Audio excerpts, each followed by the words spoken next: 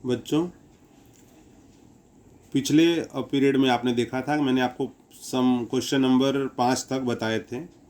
अब हम छठवें से शुरुआत करते हैं। हमारा जो छठवां प्रश्न है, 1/3 x प्लस वाई बराबर 10/3, 2x प्लस 1/4 y बराबर 11/4।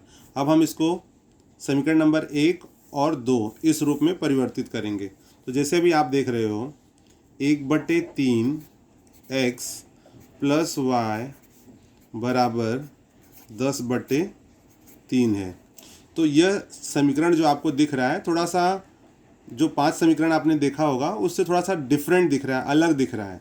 तो अब हम क्या करेंगे, इसमें आप देख रहे हैं जो हर में 3 दिया हुआ है, इस 3 को हमें यहाँ से हटाना है। मतलब हर से जो बटे में 3 दिख रहा है इसको हटाना है। तो इसके लिए हम क्या करेंगे कि हम दोनों पक्षों में 3 से गुणा कर देते हैं।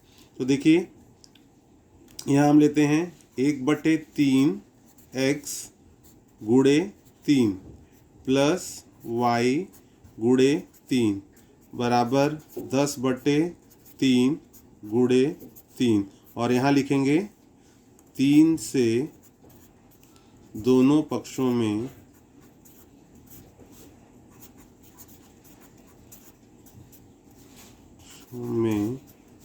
गुणा करने पर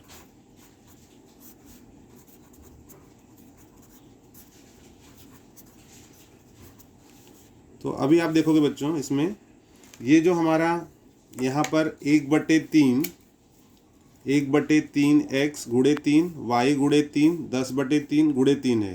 तो अभी हमने यहाँ लिखा 3 से दोनों पक्षों में गुणा करने पर। 3 से हमने गुणा क्यों किया?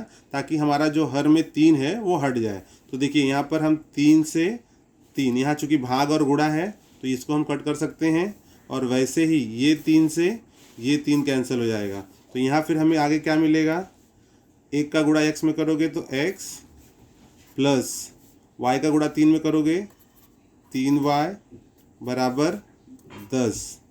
ये हो गया हमारा समीकरण नंबर 1। इसको हम कहेंगे समीकरण नंबर 1। इसी प्रकार अब हम दूसरा लेंगे। देखिए, यहाँ पर है 2x प्लस 1/4 y बराबर 11/4। तो बच्चों, आपको समझ में आ रहा होगा कि जैसे यहाँ पर 3 था, अब यहाँ पर क्या है, 4 है। तो 4 को हमें हटाना है यहाँ से। क्यों हटाना है? ताकि जो हमारा समीकरण है वो हमें एक इजी वे में, एक सिंपल तरीके से हमें उसको हल करने के लिए आसानी हो, इस प्रकार से हमें इसे बनाना है। तो जैसे हमने एक बनाया, अब हम उसी प्रकार से दूसरा ही बनाएंगे। क्या करेंगे, इसमें आप देखोगे कि हर में 4 है, तो इस 4 को हमें यहाँ से विलोपित करना है, हटा देना है। तो हम लिखेंगे समीकरण के दोनों पक्षों में 4 से गुणा करने पर। तो आप देखोगे 2x गुणे 4 प्लस 1/4 y गुणे 4 बराबर 11/4 गुणे 4। यहाँ क्या लिखेंगे, 4 से दोनों पक्षों में 4 से दोनों पक्षों में गुणा करने पर।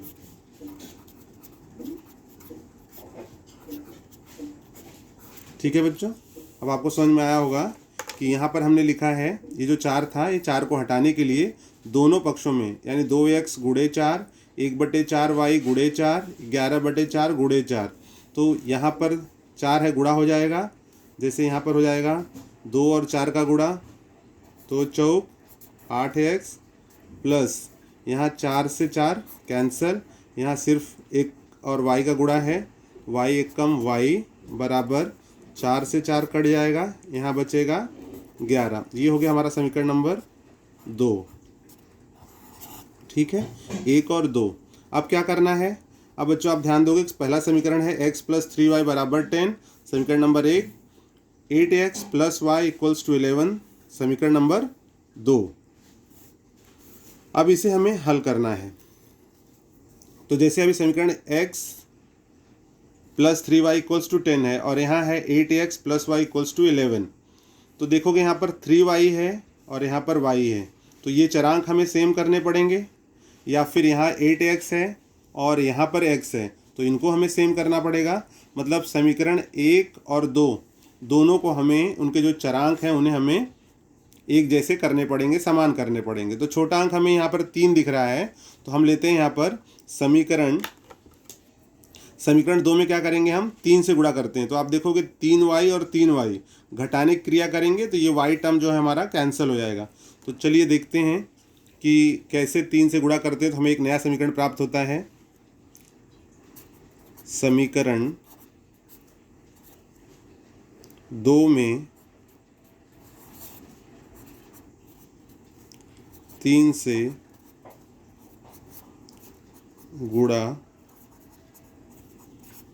करने पर, अब 3 से अगर हम यहाँ गुणा करते हैं तो हमें क्या मिलेगा, 3 अट्ठे 24x, 3y, 11 तियाँ 33, ये हमें मिल गया समीकरण नंबर 3। तो अब आप बच्चों देखोगे समीकरण 1, समीकरण 2 और यहाँ पर 2 का ही हो गया समीकरण 3। तो अब हम लेते हैं इसमें समीकरण 1 और समीकरण 3, इन दोनों समीकरणों को घटाने की क्रिया करते हैं। तो आप देखोगे हम यहाँ लिखेंगे समीकरण 1 में से समीकरण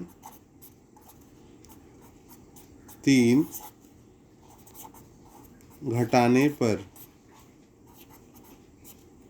समीकरण 1 हमारा है x + 3y = 10 और दूसरा है, मतलब दूसरे का जो मतलब तीसरा हो गया है, तो पहला और तीसरा कहा गया है। तो पहला है x + 3y 10 और तीसरा है 24x + 3y = 33। बच्चों मैंने पिछले जो सवाल बताए हैं उसमें मैंने आपको बताया कि जब भी हम ये घटाने वाली क्रिया करते हैं तो जो चिन्ह है वो बदलेगा। जैसे आप देखोगे यहाँ पर कोई चिन्ह नहीं, मतलब प्लस है तो प्लस का यहाँ हो जाएगा माइनस, यहाँ प्लस है तो माइनस, और यहाँ प्लस है तो माइनस। तो यहाँ पर क्या मिलेगा हमें, -23x। -23x कैसे मिलेगा, बहुत सारे बच्चे इसमें देखो गलती क्या करते हैं, वो बोलते हैं सर x से x कट गया। नहीं, ऐसा नहीं, ये आपका एक टर्म है, पूरा एक पद है, एक एक्स कुछ नहीं, मतलब एक एक्स है और यहाँ पर क्या है 24x।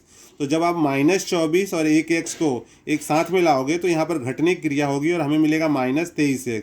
और यहाँ आप देखोगे ये +3y और ये जो प्लस है उसका अब हो गया है माइनस, प्लस का माइनस हो गया, तो हम देखेंगे प्लस और माइनस, तो प्लस और माइनस क्या हो जाएगा, यहाँ पर +3y और -3y कैंसिल, तो ये पद हट गया यहाँ से।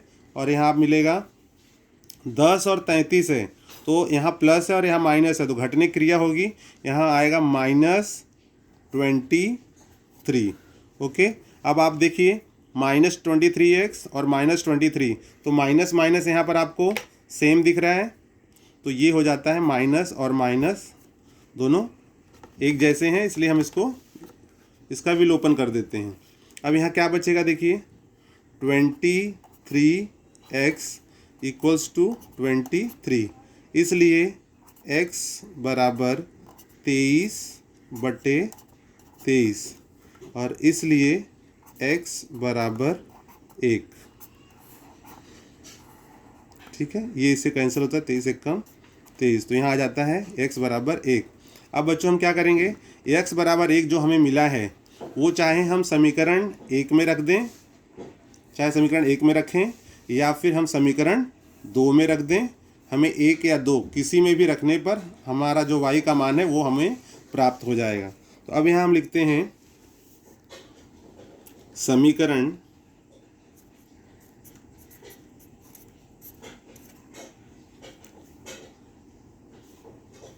समीकरण 1 में x = 1 रखने पर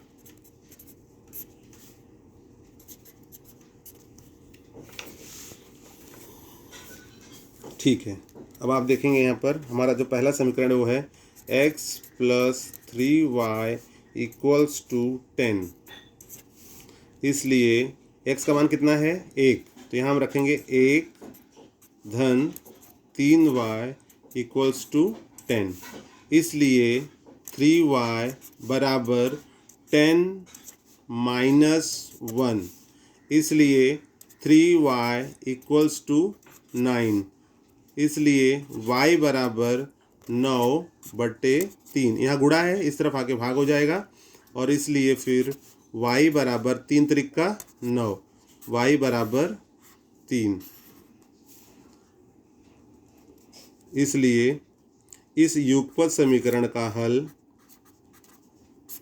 युगपत समीकरण का हल